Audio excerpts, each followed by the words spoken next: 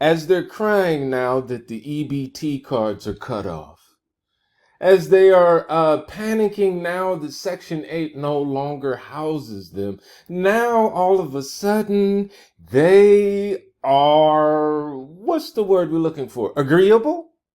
All of a sudden now they're a team player in public. But in private, this is the shit that's been going on ever since slavery.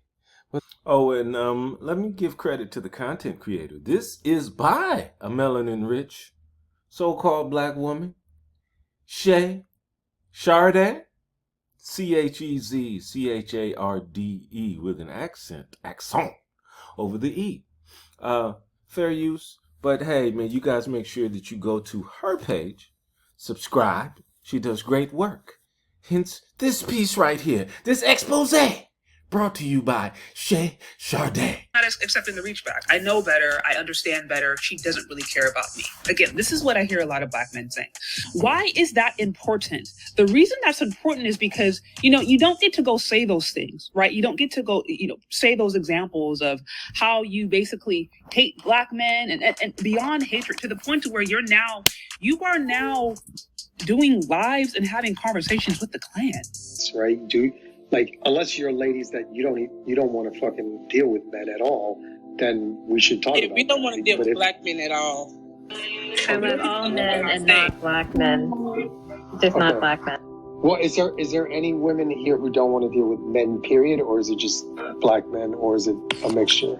It's just black men, and we actually want non-black men's help in these corrections that you speak of. Like, you're so disconnected from your own sense of reality and your own blackness and your own black consciousness that you think that collaborating with people who hate you is going to go well for you.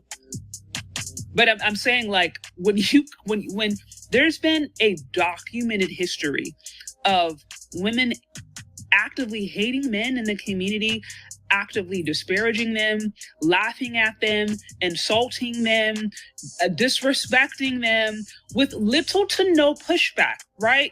It's one thing if women go out here and say these crazy things and then you see black women raising hell, because black women know how to raise hell.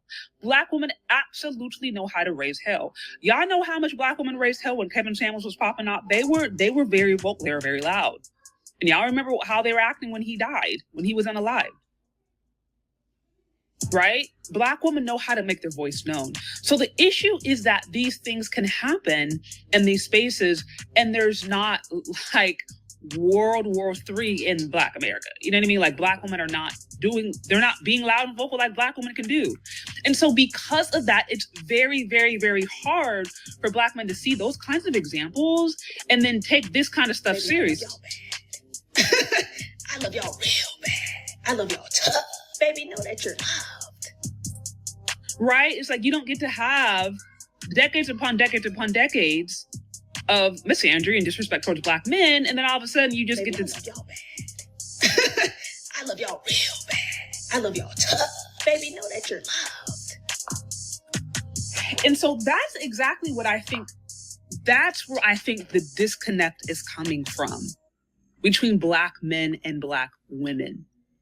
You have black women that think these cute compilation videos is going to make up for decades upon decades upon decades of disrespect and misandry. I'm done with life, and it's all Jermaine's fault. It's always Jermaine's fault. I'm done.